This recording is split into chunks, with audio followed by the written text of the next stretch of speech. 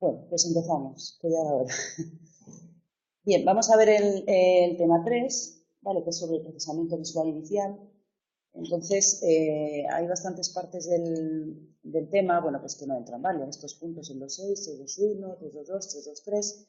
Entonces, hace referencia a, bueno, el primer acercamiento de cómo somos capaces de procesar la información visual inicial. Inicial me refiero a, por ejemplo, vale, líneas, finales de líneas y bueno, ese procesamiento visual en el área de procesamiento visual primaria, ¿no? Ya sabes a nivel neurológico que toda la información llega, bueno, por el ojo, ahora veremos un poco cuál es el circuito neurológico y entonces primero llega al área de procesamiento visual en el lóbulo, bueno, pues occipital, ¿vale? Y después en estos temas veremos, bueno, pues de cómo esa primera escena, ¿vale? Que sería como analógica o simbólica, pasa ya a la escena, bueno, pues más completa, incluyendo, bueno, pues todos los colores, los movimientos y todo lo que vemos un poquito por el ojo. Entonces, hace referencia también al final del tema, como vamos a ver ahora, a Mar. Entonces, bueno, pues es un autor que vamos a ver a lo largo de todo el libro, ¿vale? Lo vimos el otro día en el tema inicial, bueno, pues el tema del esbozo primario, si os acordáis, ¿no? Entonces, bueno, es al final del tema, pero repito que este autor lo vemos en la mayoría de los temas, por tanto, bueno, es un poco repetitivo. Entonces, ¿en qué consiste este tema? Bueno, pues es lo que os estaba comentando, procesamiento visual inicial, sobre todo lo que es la percepción de la forma.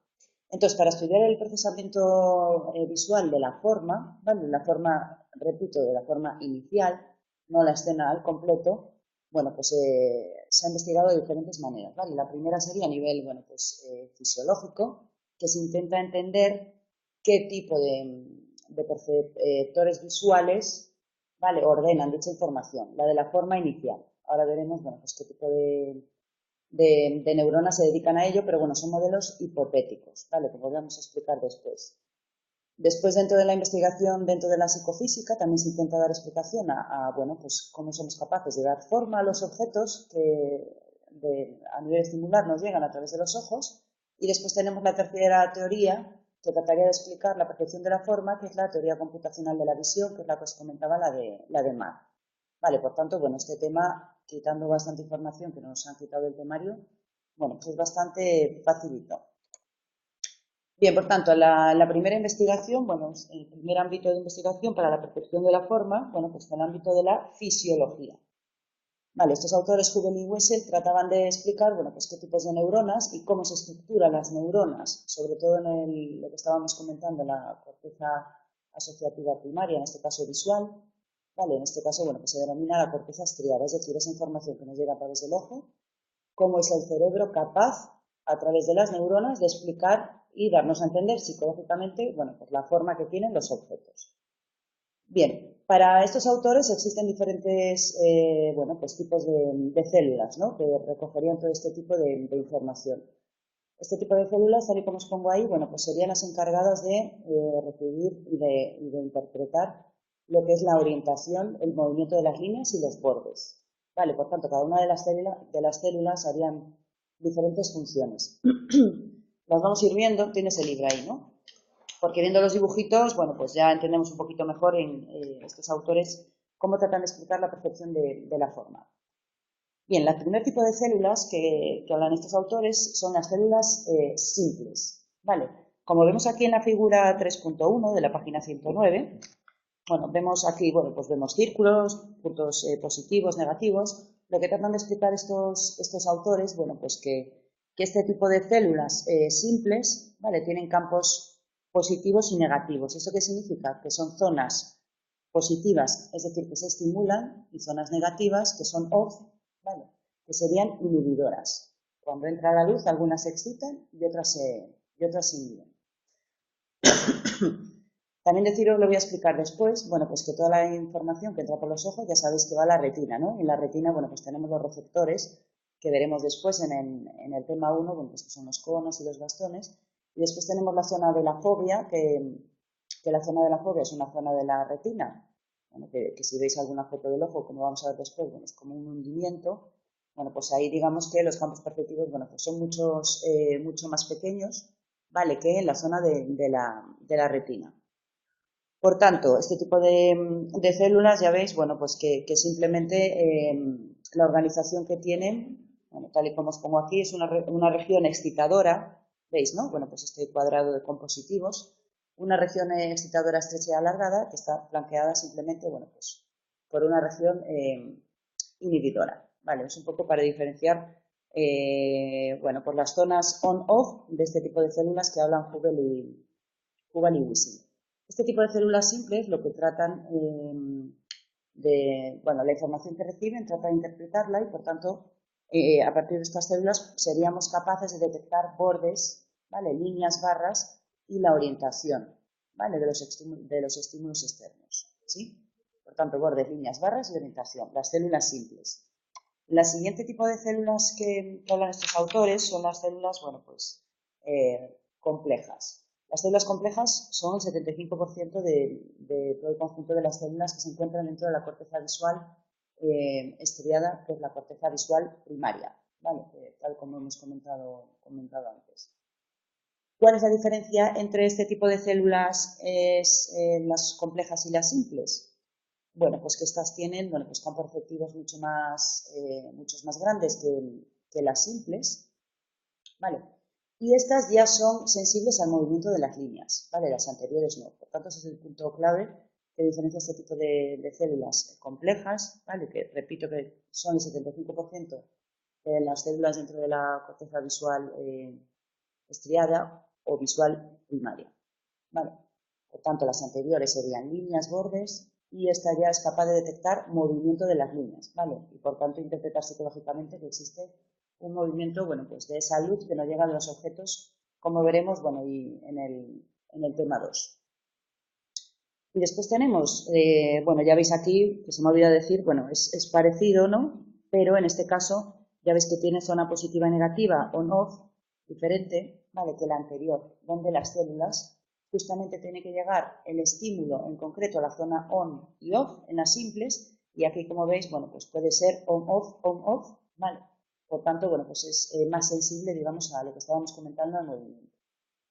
Y después tenemos las células hipercomplejas. Vuelvo a repetir que esto es un modelo hipotético, por tanto está demostrado hasta cierto punto. Vale. Las células hipercomplejas sería un conjunto de células simples y complejas, en este caso, pero la función más diferencial con respecto a las anteriores, vale, se denominan las células hipercomplejas también células de inhibición final, porque son capaces de leer un estímulo y dispararse, estimularse cuando termina ese estímulo. Por tanto, son capaces de entender los bordes. Vale, entendemos por tanto la diferencia entre las simples, las complejas y las hipercomplejas. ¿Cuál es el funcionamiento de cada una de ellas? Bien, bueno, pues a partir de esos estudios, ellos, Hubel y Wissing, tratan de explicar cómo percibimos la forma inicial. Vale, veremos a lo largo de los temas que, bueno, que es mucho más complejo, pero para el primer paso de percepción de la forma, tratan de explicar, bueno, pues a partir de este tipo de células dentro de la corteza estriada visual primaria. Vale. Aparte de lo que es el tipo de células, bueno, pues también hablan cómo creen estos autores, ¿no? A partir de los estudios de fisiología, cómo creen estos autores que se estructura, ¿no? La corteza estriada. Antes hemos hablado de las células y ahora la pregunta que se hacen es cómo se estructuran esas células. Vale. Por tanto, también tratan de explicar, bueno, pues la arquitectura, la organización de la corteza estriada. Bien, la organización retinotópica que hablan de Hubel y Wissing, veremos después qué es esto de retinotópica, entendemos, ¿no? La zona de la retina. ¿Sí? Vale. Para estos autores, ¿cómo se organiza la retina? Pues para ellos es como, para estos autores, digamos que cuando entra un estímulo luminoso, un estímulo visual, se crea, digamos, como una radiografía en la retina y esa retina, esa misma información, es como si la pasara a la corteza estriada, ¿vale? Como una foto. Digamos que es una autorradiografía. No es exactamente igual, ¿vale? Bueno, se denomina magnificación cortical. Aquí veis un poco, por ejemplo, en el ejemplo en la figura 3.3, que habla de autorradiografía del hemisferio izquierdo, ¿vale? Bueno, en este caso es un mono, porque ya os comento que son modelos hipotéticos que en el humano serán similares, pero no son exactamente igual. Por tanto, veis que es como una radiografía del estímulo externo. Es como algo parecido a lo que vemos. Vale. Bueno, pues para ellos la organización retinotópica sería como una foto de lo que ve la retina. Pero lo más interesante de Hubel y Wessel es que hablan, bueno, pues que esta estructura retinotópica se organiza en columnas. Bien, si pasamos, por ejemplo, a la figura 3.4, vemos que este tipo de columnas, además, también se estructuran en función del dominio ocular, es decir, llega toda la información del derecho y el izquierdo, ¿sí?, a la corteza visual. Si ya habéis estudiado el sistema visual, ya sabéis que tenemos dos campos visuales en cada ojo, uno nasal y otro exterior, que se cruzan en el quiasma óptico, y esta información por ambos ojos, ¿vale?, llega al cerebro, y esa estructura es, para estos autores a nivel fisiológico, bueno, pues como veis es una estructura de dominancia ocular, ¿vale? Llega la información del izquierdo, derecho, para juntar todo en la escena final. Por tanto, para estos autores, repito, la organización retinotópica es a través de columnas de dominio ocular, tal y como veis aquí en la figura 3.4. ¿Vale? Bien, y además, dentro de la estructura de la corteza estriada, para estos autores, además de esa diferencia, tal y como hemos visto, de dominancia ocular, como veis en la figura 3.5, también es una organización modular. Vale, ¿esto qué significa? Como podéis ver, aparte de este dominio ocular, izquierdo-derecho, alternante, existen como 6 módulos donde existe percepción para determinadas orientaciones de los estímulos externos. Se entiende esto, ¿no? Ves que va cambiando la orientación en este caso de la percepción de la forma. Por tanto, un estímulo llegaría directamente a esa zona receptora de esa inclinación en particular. Estamos hablando, repito, de la percepción de la forma.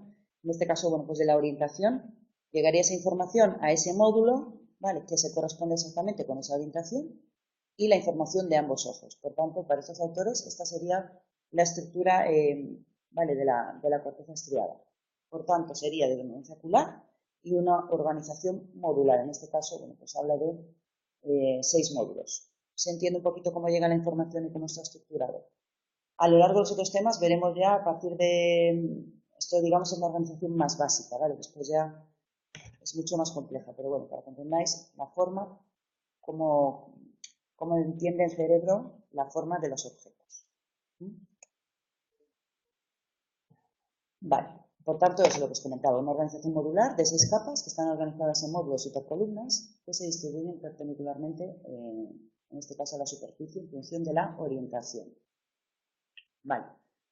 Para finalizar, bueno, las investigaciones de fisiología de Hubel y Wiesel, bueno, pues hablan también, bueno, pues de un aspecto muy importante que aparte del desarrollo evolutivo genético, ¿no?, que tenemos todos los humanos y los animales en este caso, pues también hablan de que es muy importante los factores externos del contexto a la hora de desarrollar todo este tipo de percepciones, ¿no? Por tanto, habla, bueno, pues que es fundamental los periodos críticos de maduración, ¿vale?, donde ya sabéis, por ejemplo, los programas de estimulación temprana, ¿no?, que se realizan con este tipo de percepción visual a lo mismo que, bueno, pues otro tipo de percepciones y otras funciones, bueno, pues neuropsicológicas, habla de la importancia, bueno, pues de la estimulación, ¿vale?, de la percepción de la forma en estos periodos críticos, bueno, pues madurativos. Por tanto, como veis, aparte de estudiar un poco a nivel fisiológico, sobre todo monos, como la percepción de la forma en la corteza estriada visual primaria, bueno, pues también ha estudiado un poco cómo se desarrolla evolutivamente, ¿vale? Y repito, le da mucha importancia a los factores del medio ambiente. Ya sabéis que gracias a la neuroplasticidad del cerebro, bueno, pues digamos que toda función neuropsicológica y cualquier función sensorial es entrenable, ¿no? Por tanto, bueno, pues es un poco lo que comentan estos autores con respecto a la fisiología de la percepción visual. ¿Ok? Bien. Hemos visto, por tanto, la aproximación dentro de la fisiología y después tenemos la aproximación de la psicofísica. Si no os gusta la física, en esta asignatura estamos fastidiados. Vale, son conceptos de física facilitos. A ver si soy capaz de que los entendáis bien. Bien, para la psicofísica, bien, la primera pregunta que se hace en los psicofísicos. Bueno, si todas las formas que nosotros vemos a través del ojo, si se pueden descomponer todas por líneas y bordes. Vale, es un poco lo que comentaban los otros autores, ¿no? Que eran bordes, terminaciones con esas células, ¿no? Las simples, las complejas y las hipercomplejas. Unas veían, bueno, pues las líneas, al final las hipercomplejas un poco, bueno, cuando finaliza el estímulo los bordes, la otra la orientación, es lo que acabamos de ver. Pero para la aproximación psicofísica, como deriva también, bueno, pues de la física, lo que trata de explicar es que un estímulo visual, ¿vale? Es decir, una fuente luminosa, se puede descomponer en términos de frecuencia espacial. ¿No? Sabemos que es una frecuencia.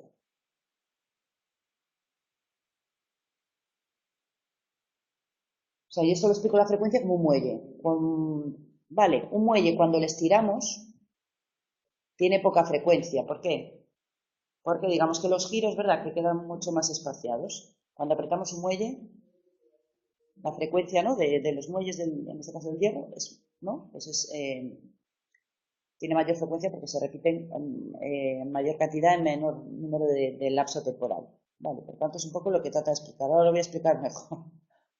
Bien, dentro de la aproximación de la psicofísica, cualquier estímulo visual, vale, se puede descomponer en lo que acabo de comentar, en elementos de una frecuencia espacial. Bien, ¿cuál es el elemento clave dentro de la frecuencia espacial que dicen los psicofísicos que podemos utilizar para intentar explicar la percepción de la forma? Bueno, pues en este caso habla de las ondas. Tenemos, por ejemplo, la figura, bueno, pues 3.6 y la 3.7, que son, bueno, pues diferentes tipos de ondas. Vale, vemos, por ejemplo, aquí la onda sinusoidal, perdón, sinusoidal y la onda cuadrada. Ahora veremos qué significa esto. Por tanto, las células de la corteza estriada visual primaria lo que realizan es un análisis de los componentes, ¿vale? O sea, es decir, filtran esa estimulación que nos llega del exterior y la descomponen como en bandas de frecuencias, ¿vale? Es un poco lo que vamos a explicar. Cómo nuestro cerebro es capaz de interpretar una frecuencia espacial y entender psicológicamente, ¿no?, que eso es una forma, una orientación, etcétera. Por tanto, nos tenemos que basar en este caso, bueno, pues que la percepción visual en la corteza auditiva, perdón, la corteza visual primaria sería, en este caso, la onda. Bien, una onda, ¿vale? Cuando juntamos varias ondas, puede tener diferente frecuencia y en este caso lo que se denomina enrejado. Vale, tenéis aquí un enrejado, como veis, con diferente frecuencia, o un enrejado en función en este caso, de la onda. Vamos a explicar ahora mejor qué es esto de los enrejados y las ondas, etc. Bien, os ponen en este ejemplo, entonces sí, en la figura 3.8, vale, os lo pongo aquí, mirad, estos son dos flechas. Una flecha que está más lejos que otra, por tanto, nuestro cerebro entiende, ¿verdad?, que la otra flecha, la de lejos, la vemos más pequeña, ¿sí o no? Porque está más lejos. Pero a que somos capaces de interpretar que porque esté más lejos no tiene por qué ser más pequeña que la que tenemos más cerca. Bien, pues esto es básicamente lo que quieren explicar estos autores. Vale, es un poco bueno, el ejemplo del ángulo visual, que a pesar de un objeto que está más cerca nuestro de la vista, bueno, tiene un ángulo visual mayor que el que está más lejos, ¿cómo interpreta nuestro cerebro que ese estímulo es de similar tamaño? Y para ello, bueno, pues utilizan en el ámbito de la psicofísica esta variable, ¿no? Ciclos por grado de ángulo visual. Es un poco lo que vamos a explicar. Bien, por tanto, estos enrejados sinusoidales, esta información visual que entra a través de nuestros ojos, que en la psicofísica, vuelvo a repetir, habla de ondas, el conjunto de ondas son los enrejados sinusoidales, que es un poco lo que nuestro cerebro tendría que interpretar. Bueno, pues tiene diferentes características dentro de la física, ¿vale? Tenemos que tener en cuenta, nuestro cerebro tiene que saber leer la frecuencia de ese enrejado, la amplitud de onda de ese enrejado, la fase de ese enrejado y la orientación del enrejado. ¿Para qué? Para ser capaces de darle forma a los objetos exteriores. Por tanto, estos son conceptos de física pura. Vamos a ver, la frecuencia es lo que estábamos diciendo antes. La frecuencia espacial viene dada por la anchura, ¿no?, de esas ondas que hemos visto por tanto de las zonas claras y oscuras que componen un estímulo visual. Si son anchas esas ondas, tiene menor frecuencia, que es un poco el ejemplo del muelle que hemos visto, y al contrario, si las zonas claras y las oscuras son mucho más estrechas y se repiten mucho más, por tanto el estímulo, bueno, pues en este caso el estímulo visual tiene mayor frecuencia. En este caso la frecuencia espacial, por tanto, como estamos hablando, dentro del enrejado sinusoidal, la unidad de distancia que utilizamos dentro de la aproximación de la psicofísica es el grado del ángulo. ¿Vale? Es lo que os acabo de comentar. Teniendo en cuenta la frecuencia, en este caso la frecuencia, solo tiene en cuenta el ángulo. Por tanto, si solo utilizamos la frecuencia espacial, entenderemos que el objeto más lejano es más pequeño que el cercano. Por ello tenemos que tener en cuenta todos estos parámetros que son los que estamos ahora explicando. Bien, eso con la frecuencia. La amplitud de onda. Bueno, la amplitud de onda se entiende como mayor o menor intensidad luminosa de zonas claras y oscuras. Es decir, si hay zonas más claras o más oscuras, lo que entendemos todos como contraste, ¿no? Más o menos contraste de esas zonas claras o oscuras. Yo creo que tenéis aquí, a ver, no tenéis.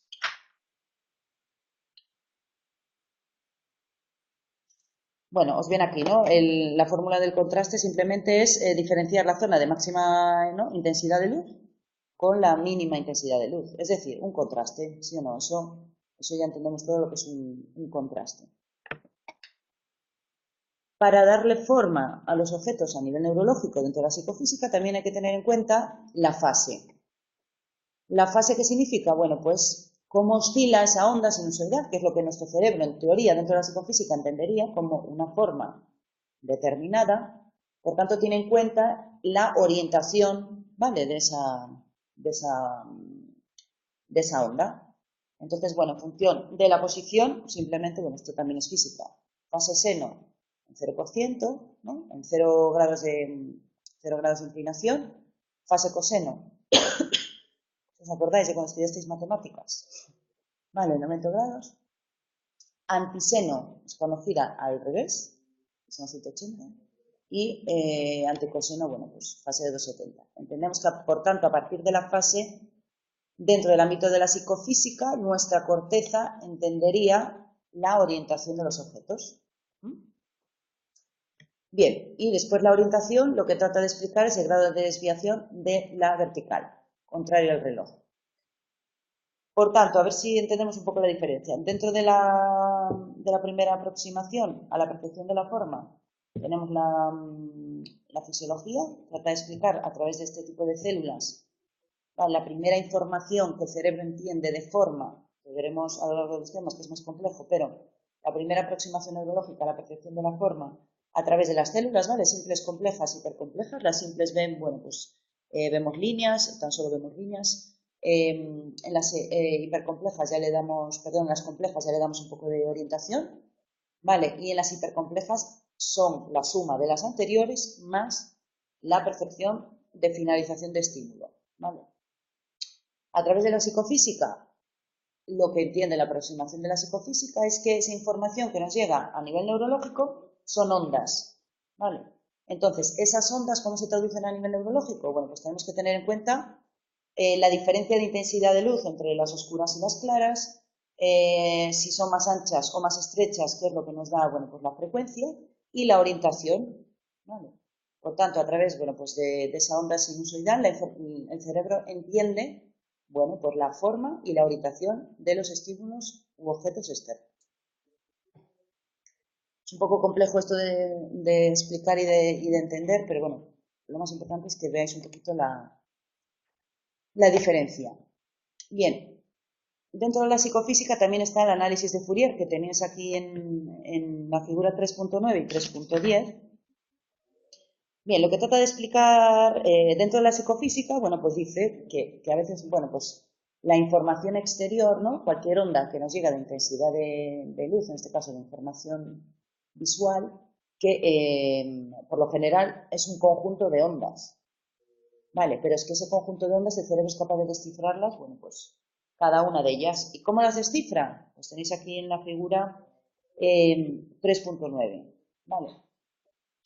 Tenemos, por tanto, por ejemplo, ¿no? Una onda, si nos llegara, ¿no?, a nivel neurológico, una onda en este caso, bueno, pues cuadrada, como el cerebro, bueno, pues va poco a poco, ¿vale?, seleccionando esas ondas hasta entender que es cuadrada. Bien, la primer componente dentro del análisis de Fourier, en este caso una figura 3.9 es la A, ¿vale? Sería, bueno, pues en este caso el componente fundamental, ¿vale?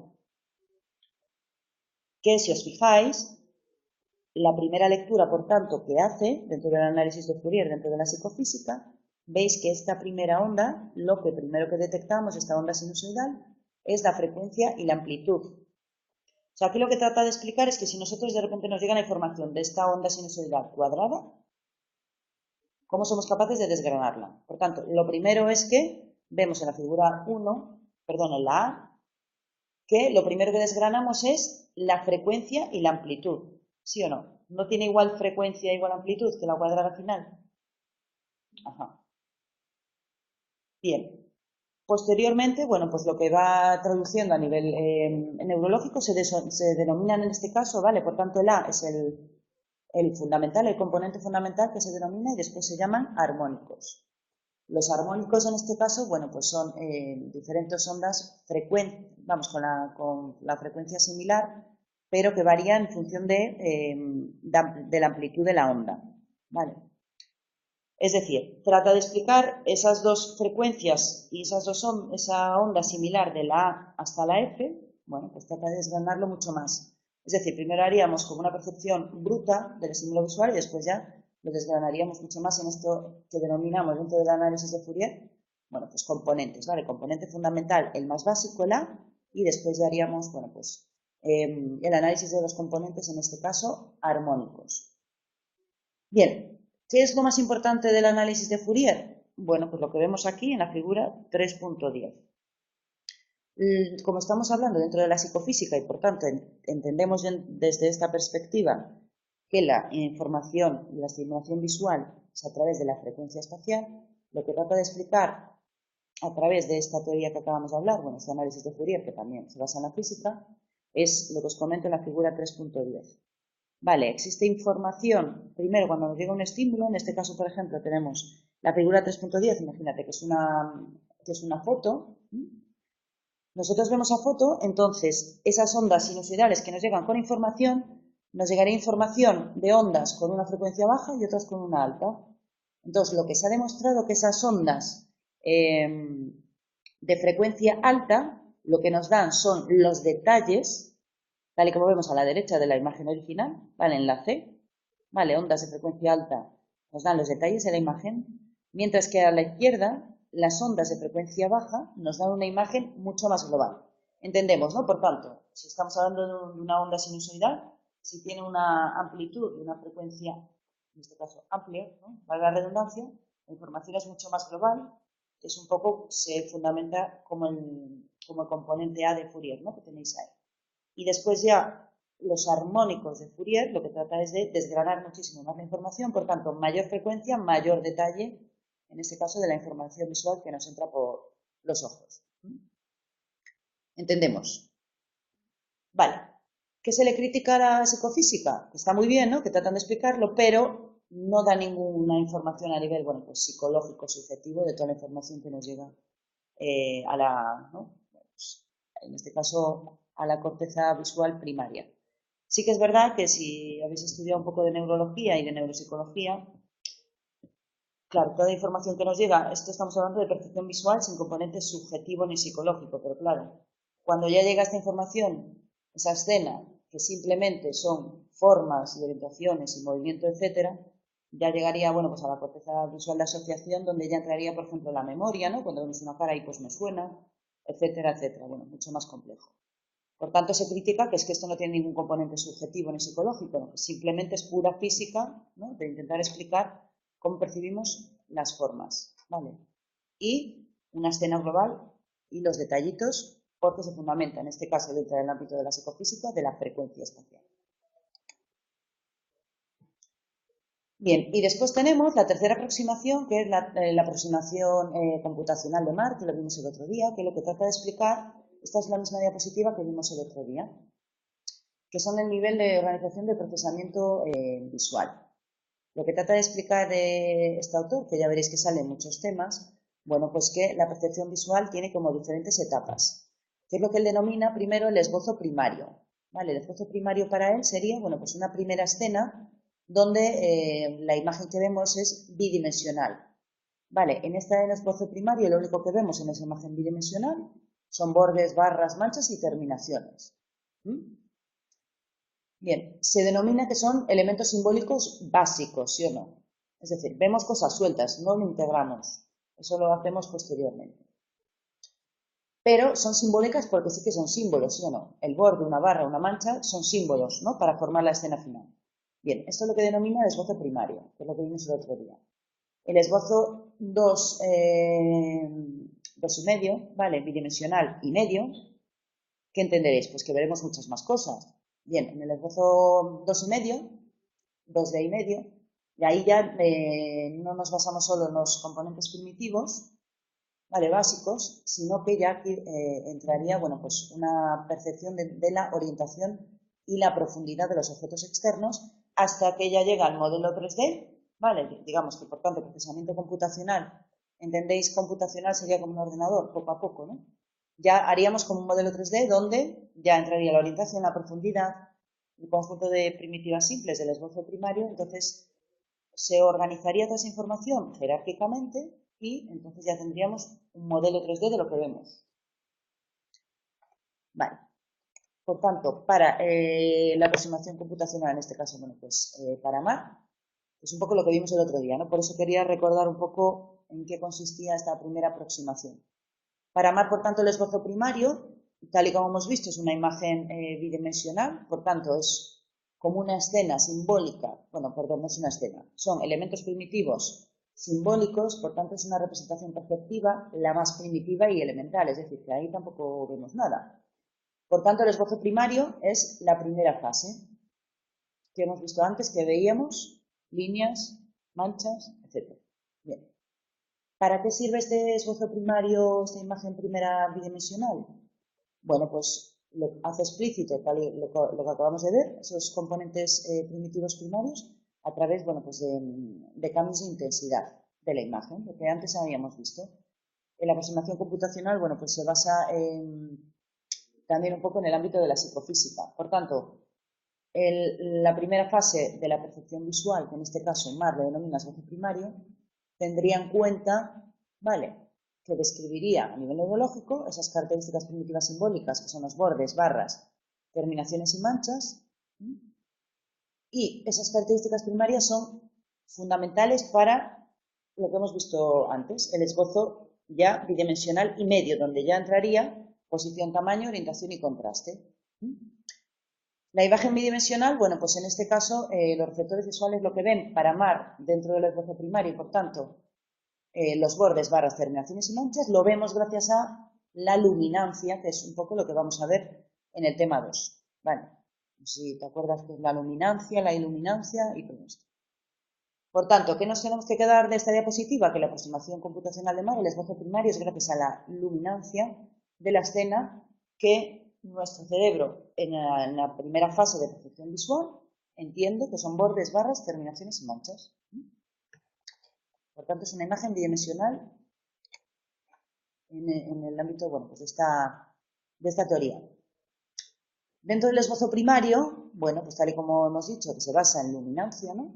Las transiciones de la luminancia, que lo vamos a explicar después, tiene dentro de este modelo bidimensional, bueno, pues tiene como dos fases. El punto de partida, que sería un esbozo primario bruto, que este esbozo primario bruto, vuelvo a repetir, es una representación bidimensional que se basa en los distintos niveles de intensidad, que es la luminancia que acabamos de ver, pero es una representación monocromática, monocular y estática, es decir, es una descripción analógica que gracias a esta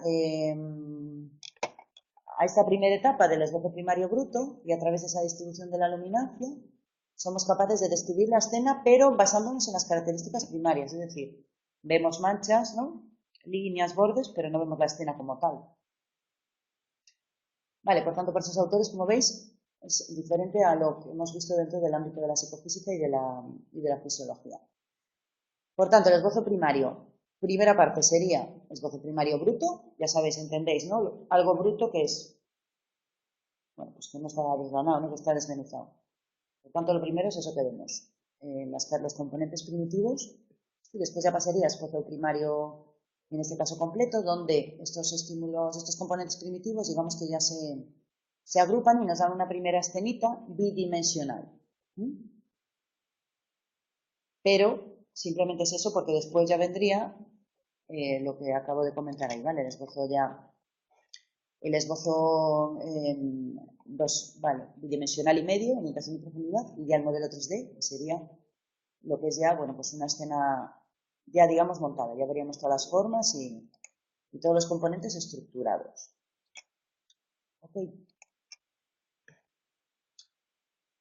Bien.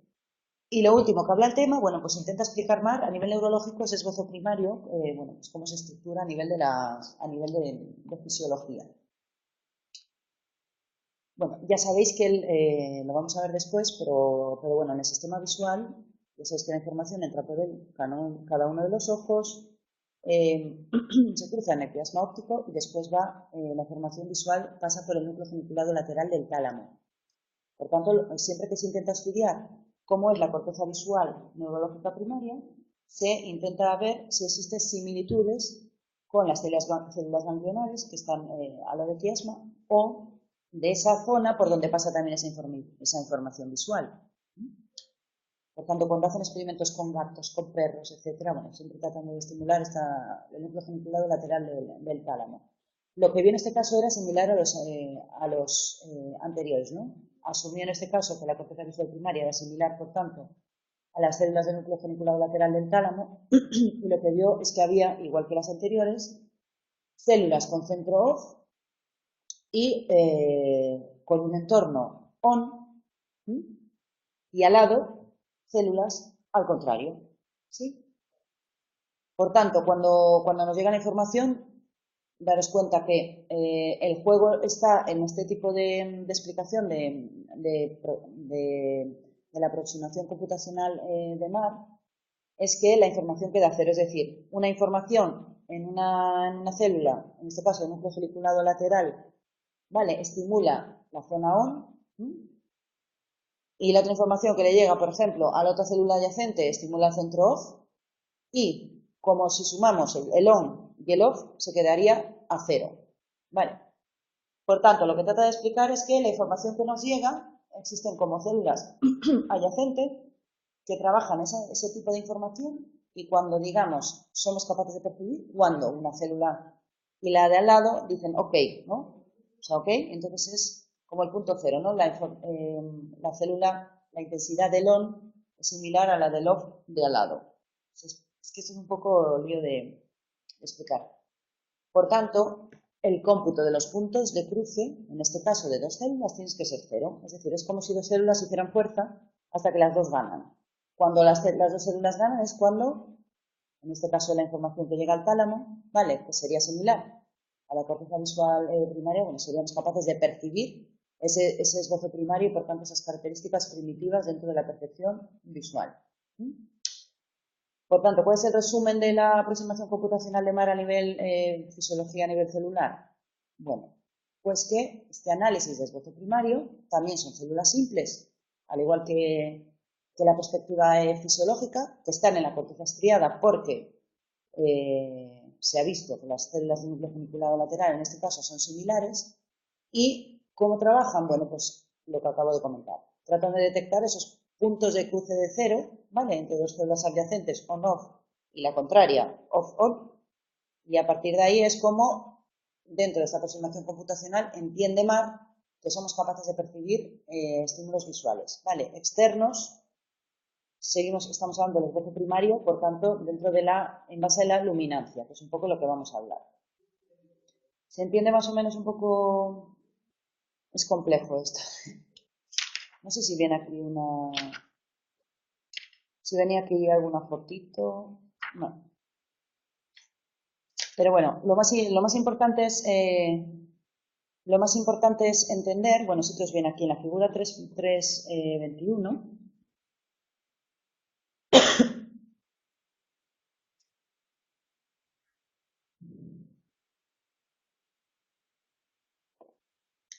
tenemos, ¿no? Vamos a leerlo. Mecanismo fisiológico hipotético. Vuelvo a repetir que estos son todo hipótesis, propuestos por Mar. Vale. Para detectar esos puntos de cruce cero, ¿vale? De honor. En la figura A, P en este caso representa el campo perceptivo de una célula geniculada, que es lo que hablábamos del tálamo, con un centro on y el entorno off. Y mientras Q representa ese campo perceptivo de una célula con centro off y entorno on. Entendemos que son como, están juntas, pero son lo contrario. Por tanto, cuando llega un estímulo luminoso, cuando el on de una célula y el off del adyacente son similares, es el punto cero. Y es cuando empezamos, es en el punto donde el cerebro es capaz de interpretar ese esbozo primario. Vale. A ver. Bien. Cuando ambas están activadas es porque se produce un punto máximo de contraste, un punto cero. Vale, una célula I que recibe esta información y dispare al recibirla actuaría como un detector de puntos de cruce cero. Bien, esa información de cruces de punto cero, en la figura B se muestra la forma en que un conjunto de mecanismos, como representados en el A, alineados entre sí, bueno, son capaces de detectar un segmento orientado de puntos de cruce de cero dentro de los límites de orientación, etc. Vamos, aquí lo que trata de explicar es un poco lo que acabamos de ver, que es lo mismo A que B. La figura B sería como un conjunto, veis, de células on-off, ¿vale? Por pares, de tal forma que, repito, cuando llega esa intensidad luminosa o esa información perceptiva, lo que el cerebro lee y entiende son esos puntos cero entre este tipo de células adyacentes. ¿Vale? Es un poco, daros cuenta que es una aproximación computacional, por tanto de computadora. O no, puntos cero. Ya sabéis que el lenguaje de ordenador es 0,1, 0,1. Bueno, pues es un poco una metáfora, en este caso, del ordenador. ¿Vale? Bueno, pues esto es en general la percepción de la forma desde la primera fase. A ver, a nivel neurológico es muy complejo entender cómo percibimos las formas, pero bueno, esa es la primera fase y veremos a lo largo del tema, cuando nos adentramos más en cómo es la percepción, no solo en la corteza visual primaria, sino asociativa, cuando ya, digamos, vemos la escena al completo, iréis entendiendo mucho mejor, bueno, pues cómo entra esta información y cómo se estructura para formar, repito, bueno, pues esa escena que nosotros vemos a través de los ojos. ¿Vale? Por tanto, esos son modelos hipotéticos dentro de diferentes disciplinas para tratar de explicar cómo percibimos las formas, la orientación y el movimiento de estímulos internos a través de, dependiendo un poco de la teoría, de la frecuencia espacial en el ámbito de la psicofísica, bueno, etcétera, ¿no? Cada uno con, ya sabéis que depende de la orientación, nos dan una explicación y otros otra. Vale, por tanto, tenemos que entender cada una de las tres, repito, percepción visual simple, ¿no? Porque después ya, como veis ya en el capítulo 4 ya hablamos del espacio tridimensional, que sería un poco lo que hablamos de mar, ¿vale? Lo veremos en este caso la semana que viene. Ya pasaríamos de ese esbozo primario bruto, donde vemos, bueno, pues formas, manchas, etcétera, ¿vale? Ya le damos orientación en el esbozo 2D y medio, hasta ya llegar al esbozo 3D, ¿no? Donde vemos ya una imagen tridimensional que es realmente, bueno, pues ya un poquito más complejo, ¿no? Es un poco lo que vamos a ver en el tema 4. Por tanto, no os preocupéis, que al final todo tendrá sentido. Vale. Bueno, pues esto es el tema.